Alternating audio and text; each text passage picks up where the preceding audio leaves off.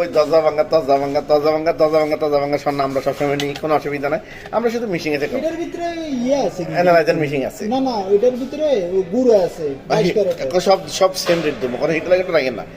আমরা একটা আপনাদেরকে ভালো একটা অভিজ্ঞতা দেখাই, যারা বাংলাদেশের লোকেরা আছে ভালো একটা অভিজ্ঞতা শিখিলেন।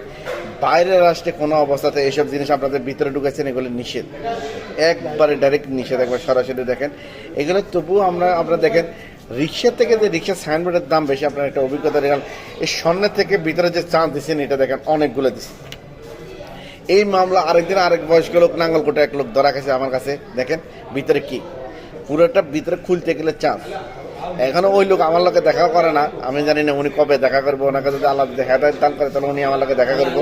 ওনার লোক আমার লোকে একটা মামলা পরামর্শ আছে। তো এইটার ভিতরে যে চাঁদ দেখেন, এটা আপনার সতর্ক থাকবেন।